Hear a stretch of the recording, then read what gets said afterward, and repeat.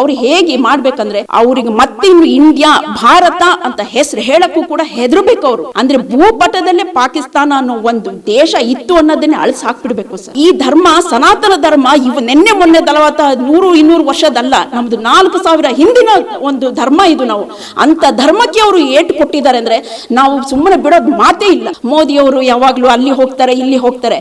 ಅವ್ರು ಅವತ್ತು ಅಲ್ಲಿ ಹೋಗಿದ್ದಕ್ಕೆ ಇವತ್ತು ನೆಮ್ಮದಿಯಾಗಿ ಇಲ್ಲಿ ನಿದ್ರೆ ಮಾಡ್ತಾ ಇದ್ದೀರಾ, ನೆಮ್ಮದಿಯಾಗಿ ಉಸಿರಾಡ್ತಾ ಇದ್ದೀರಾ, ನೆಮ್ಮದಿಯಾಗಿ ತಿಂತಾ ಇದ್ದೀರಾ.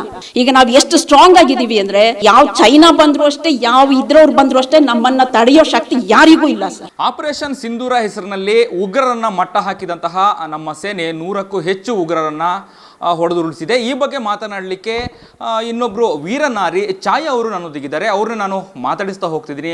ಅವರೊಂದಿಗೆ ಒಂದಷ್ಟು ಚರ್ಚೆಗಳನ್ನು ಮಾಡುವಂಥದ್ದು. ಮೇಡಮ್, ಈಗಾಗಲೇ ಏನು ಪೆಹಲ್ಗಮಲಾದಂತಹ ಒಂದಷ್ಟು ಘಟನೆಗಳು, 26 ಪ್ರವಾಸಿಗರನ್ನು ಉಗ್ರರು ಏನು ಗುಂಡಿಕ್ಕಿ ಕೊಂದಿರುವಂಥದ್ದು, ಅದರ ಪ್ರತೀಕಾರವಾಗಿ ಆಪರೇಷನ್ ಸಿಂಧೂರ್ ಅನ್ನುವಂಥ ಹೆಸರಿನಲ್ಲಿ 100ಕ್ಕೂ ಹೆಚ್ಚು ಭಯೋತ್ಪಾದಕರನ್ನು ಕೂಡ ನಾವು ಸದೆ ಬಡಿದಿದ್ವಿ ನಮ್ಮ ಸೈನಿಕರು. ಏನು ಹೇಳ್ತೀರಾ ಅಂತ ಸರ್? ಇದಕ್ಕೆ ನಿಜವಾಗ್ಲೂ ಹೆಮ್ಮೆ ಪಡೋವಂಥ ವಿಷಯ ಇದು. ಅವತ್ತು ಆ್ಯಕ್ಚುಲಿ ಇದಕ್ಕೂ ಮೊದಲು ಏನು ಹೇಳೋಕ್ಕೆ ಇಷ್ಟಪಡ್ತೀನಿ ಅಂದರೆ, ಈಗ ಎಲ್ಲರೂ ಏನು ಹೇಳ್ತಾ ಇದ್ದಾರೆ ಅಂದರೆ, ಅಲ್ಲಿ ಒಂದು ಪ್ರವಾಸಿ ತಾಣದಲ್ಲಿ ನಮ್ಮ ಆರ್ಮಿಯವರು ಯಾಕೆ ಇರಲಿಲ್ಲ ಅಂತ. ಬಟ್ ಹೇಳಬೇಕಂದ್ರೆ ಅಲ್ಲಿ ಆರ್ಮಿಯವ್ರು ಖಂಡಿತ ಇರೋದಿಲ್ಲ. ಅಲ್ಲಿ ಕರೆಕ್ಟಾಗಿ ಅದನ್ನು ಇದರಾಗಿ ನೋಡಬೇಕಂದ್ರೆ ಅಲ್ಲಿ ಸ್ಥಳೀಯ ಪೊಲೀಸರು ಅಲ್ಲಿ ಒಂದು ಪ್ರೊಟೆಕ್ಷನ್ ಕೊಡಬೇಕಿತ್ತವರು. ಅಲ್ಲಿ ಯಾಕೆ ಅವ್ರು ಇರಲಿಲ್ಲ? ಒಬ್ಬರು ಕೂಡ ಸ್ಥಳೀಯ ಪೊಲೀಸರು ಅಲ್ಲಿ ಇರಲಿಲ್ಲ. ಅಲ್ಲಿ ಏನು ಕಾರಣ ಅದಕ್ಕೆ? ಸೊ ದೆನ್ ನೆಕ್ಸ್ಟು, ಈಗ ಅಲ್ಲಿ ಅವ್ರನ್ನ ನೀನು ಹಿಂದೂನ ಅಂತ ಕೇಳಿ ಹೊಡೆದಿದ್ದಾರೆ.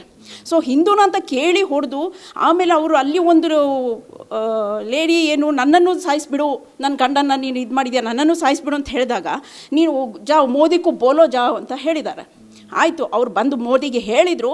ಅದರದ್ದು ಪ್ರತೀಕಾರವಾಗಿ ಮೋದಿಯವರು ಒಂದು ಸ್ತ್ರೀ ಮೂಲಕನೇ ಅವರಿಗೆ ಉತ್ತರನ ಕೊಟ್ಟಿದ್ದಾರೆ. ಇದು ನಮ್ಮ ದೇಶದ ಒಂದು ಹೆಮ್ಮೆ ಪಡೋಂಥ ವಿಷಯ ಇದು.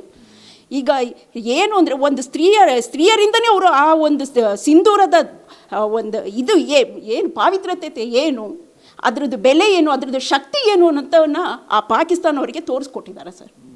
ಓಕೆ, ಇಷ್ಟೆಲ್ಲ ಆದರೂ ಕೂಡ ಇನ್ನೂ ಕೂಡ ಏನು ನರಿಬುದ್ಧಿ ಮಾಡ್ತಿರುವಂಥದ್ದು ಪಾಪಿ ಪಾಕಿಸ್ತಾನ.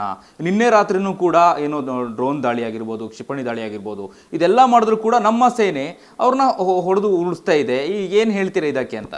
ಸರ್, ಈಗ ಇದಕ್ಕೂ ಮೊದಲು ಅಂದರೆ 2014 ಇದಕ್ಕೂ ಮೊದಲು ನಮ್ಮಲ್ಲಿ ಇಷ್ಟೊಂದು ಒಂದು ಎಕ್ವಿಪ್ಮೆಂಟ್ ಆಗಲಿ ಅಥವಾ ಇಷ್ಟೊಂದು ಟೆಕ್ನಾಲಜಿ ಆಗಲಿ ಯಾವುದೂ ಇರಲಿಲ್ಲ. ಮತ್ತು ಈಗ ಹೇಳಬೇಕಂದ್ರೆ ಈಗ 1962ನಲ್ಲಿ ಚೈನಾ ವಾರ್ ಆಗುತ್ತೆ. ಆವಾಗ ಜಸ್ವಂತ್ ಸಿಂಗ್ ರಾಥೋಡ್ ಅನ್ನೋರು ಅವಾಗ ಹೇಗಿತ್ತು ಪರಿಸ್ಥಿತಿ ಅಂದರೆ, ಅವಾಗ ಅವರು ಸಿಂಗಲ್ ಮ್ಯಾನ್ ಆಗಿ ಅವರು ಹೋರಾಡಿದ್ದಾರೆ ಅಲ್ಲಿ. ಅಂದರೆ ಅವರು ಒಂದು ಚೆಕ್ ಪೋಸ್ಟಲ್ಲಿ ಅವ್ರು ನಿಂತಿದ್ದಾಗ ಚೈನಾದ ಸೋಲ್ಜರ್ಸ್ ಬರ್ತಾ ಇರ್ತಾರೆ. ಸೊ ಅವ್ರು ಹೇಳಿದಾಗ ಇಲ್ಲಿ ನಮ್ಮ ಹತ್ರ ಯಾವುದೇ ಎಕ್ವಿಪ್ಮೆಂಟ್ ಇದು ಏನೂ ಇಲ್ಲ ಅಂತ ಅಂದ್ಬಿಟ್ಟು ಬಿಟ್ಬಿಡಿ ಅಂತ ಬಂದ್ಬಿಡಿ ಅಂತ ಹೇಳ್ತಾರೆ.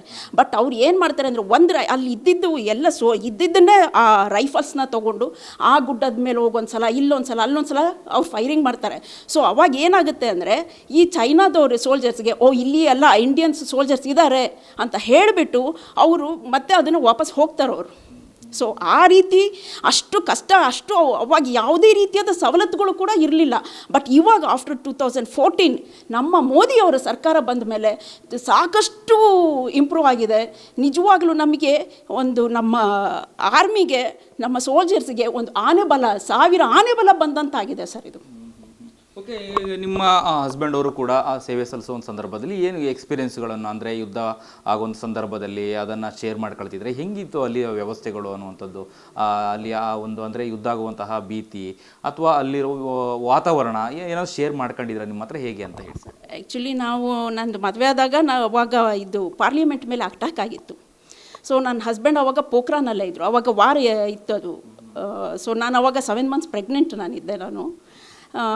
ಅವ್ರು ಅಲ್ಲಿ ಪೋಖ್ರಾನಲ್ಲಿದ್ದರು. ನಾನು ಯಾವಾಗ ಅಲ್ಲೇ ಇದು ಮಾಡೋಕ್ಕಾಗಲ್ಲ ಅಂದ್ಬಿಟ್ಟು ನಾನು ಇಲ್ಲಿ ಬ್ಯಾಂಗ್ಳೂರ್ನಲ್ಲೇ ಇದ್ದೆ. ನಾನು ಅವಾಗ ಹೇಗೆ ಅಂದರೆ ಜಸ್ಟ್ ನಾನು ಅವ್ರಿಗೆ ಹೇಳ್ತಿದ್ದಿದ್ದು ಇಷ್ಟೇ, ಜಸ್ಟ್ ನೀವು ಹೆಚ್ಚಿಗೆ ಮಾತಾಡಬೇಡಿ. ಅವಾಗಲೂ ಅಷ್ಟೇ ಯಾವುದೇ ರೀತಿ ಮೊಬೈಲ್ ಇದು ಯಾವುದೂ ಇರಲಿಲ್ಲ ನಮಗೆ. ಸೊ ನೀವು ಜಸ್ಟ್ ಒಂದು ಫೋನ್ ಮಾಡಿಬಿಟ್ಟು ಹಲೋ, ನಿಮ್ಮ ಒಂದು ವಾಯ್ಸ್ ಹಲೋ ಅನ್ನೋ ವಾಯ್ಸ್ ಕೇಳಿದ್ರೆ ನೀವು ಬದುಕಿದ್ದೀರಾ ಅನ್ನೋ ಧೈರ್ಯ ನನಗಿರುತ್ತೆ. ಸೊ ಅಷ್ಟು ಆ ಒಂದು ಪರಿಸ್ಥಿತಿ ನಮಗಿರ್ತಾಯಿತ್ತು ಸರ್. ಯಾಕಂದ್ರೆ ಅಲ್ಲಿ ಹೇಳ್ತಾ ಇದ್ರು ಇಲ್ಲಿ ಗುಂಡು ಇದು ಇದು ಗುಂಡುಗಳ ಸೌಂಡ್ ಬರ್ತಾ ಇದೆ, ಅದು ಬರುತ್ತೆ.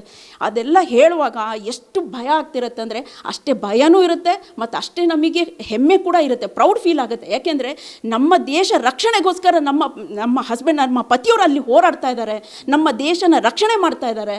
ನಮಗೆ ತುಂಬ ಹೆಮ್ಮೆನೂ ಅನಿಸುತ್ತೆ, ಆದರೆ ಅಷ್ಟೇ ಭಯ ಕೂಡ ನಮಗೂ. ಯಾಕೆಂದರೆ ನಾವು ಒಂದು ಸ್ತ್ರೀ ಆಗಿರೋದ್ರಿಂದ, ನಾವು ಒಂದು ಹೆಣ್ಣಾಗಿರೋದ್ರಿಂದ ನಮಗೂ ಅಷ್ಟೇ ಭಯ ಇರುತ್ತೆ.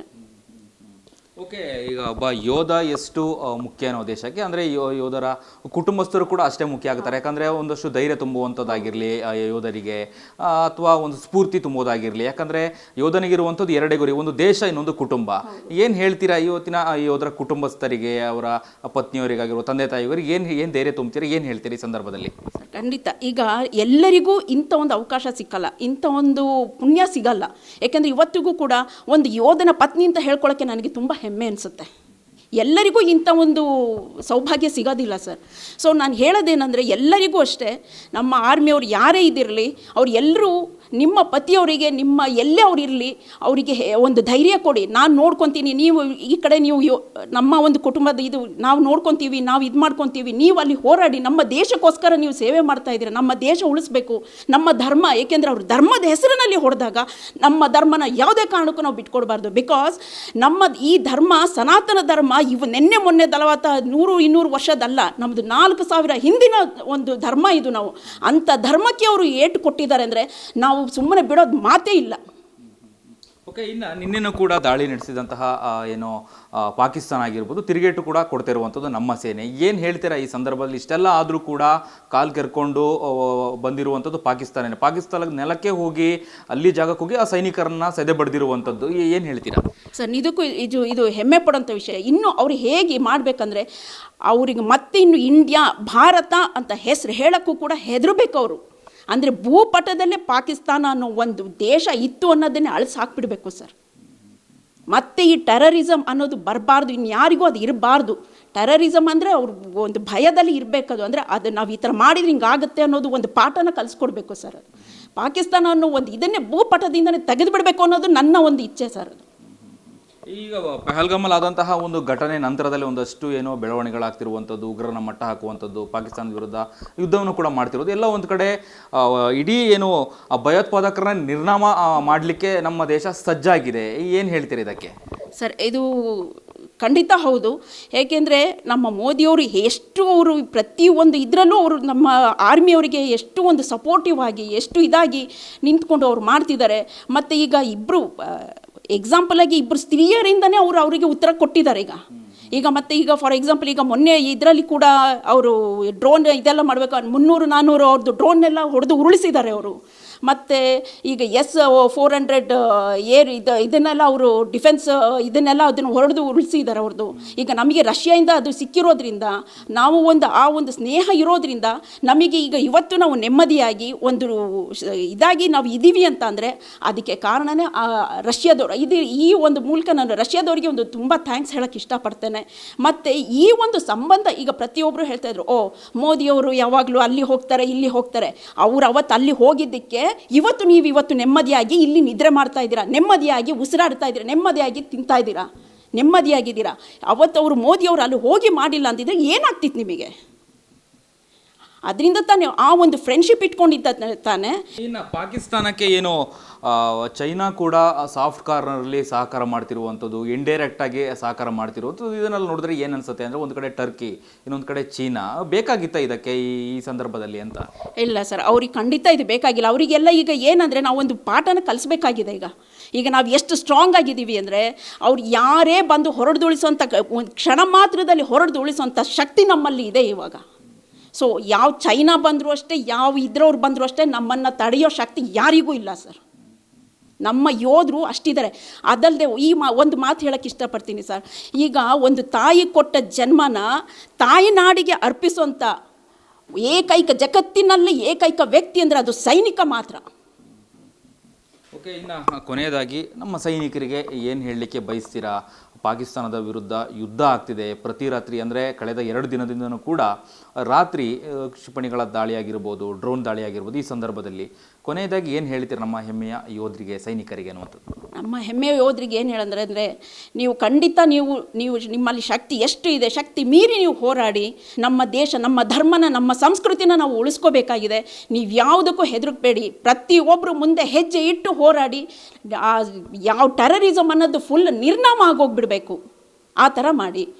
ಮತ್ತು ಈ ಒಂದು ರಿಕ್ವೆಸ್ಟ್ ಏನಂದರೆ, ಈಗ ವಾರ್ ಮೂಮೆಂಟ್ ಇರೋದ್ರಿಂದ ಎಲ್ಲ ಕಡೆ ಎಲ್ಲರೂ ಈಗ ರಜೆಗೆ ಹೋಗಿರ್ತಾರೆ. ಸೊ ರಜೆಯಿಂದ ಸೈನಿಕರು ಇಮ್ಮಿಡಿಯೇಟ್ ಅವ್ರನ್ನ ಕರ್ಸ್ಕೊತಾ ಇದ್ದಾರೆ, ತಕ್ಷಣ ಎಲ್ಲ ರಜೆ ಅಲ್ಲೇ ಇದು ಮಾಡಿ ಕರ್ಸ್ಕೊತಾ ಇದ್ದಾರೆ. ಸೊ ಅವರು ರಜೆಯಿಂದ ಹೋಗಬೇಕಿದ್ರೆ ಅವ್ರಿಗೆ ಸಡನ್ನಾಗಿ ಅವರಿಗೆ ಯಾವುದೇ ಒಂದು ಬುಕ್ಕಿಂಗ್ ಆಗಲಿ ಇದಾಗಲಿ ಮಾಡ್ಕೊಂಡು ಆಗ್ಲಿಕ್ಕೆ ಆಗಲ್ಲ ಅದು.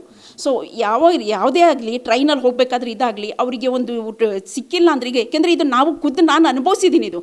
ಈಗ ನಾವು ಅಷ್ಟೇ, ಈಗ ಏನಾದರೂ ಒಂದು ಬುಕ್ಕಿಂಗ್ ಇದು ಸಿಕ್ಕಿಲ್ಲ ಅಂತ ಅಂದಾಗ ನಾವು ಆ ಟ್ರೈನಲ್ಲಿ ಕೆಳಗಡೆ ಕೂತ್ಕೊಂಡು ನಾವು ಟ್ರಾವೆಲ್ ಮಾಡಿದ್ದೀವಿ. ಸೊ ಹಾಗೆ ಸೈನಿಕರು ಕೂಡ ಎಷ್ಟೋ ಜನ ಕೆಳಗಡೆ ಕೂತ್ಕೊಂಡು ಜರ್ನಿ ಮಾಡುವಾಗ ಅವರಿಗೆ ಒಂದು ಕರೆದು ಅವರಿಗೆ ಒಂದು ಸೀಟ್ ಕೊಡಿ, ಅವರಿಗೆ ಒಂದು ಇದು ಮಾಡಿಕೊಡಿ.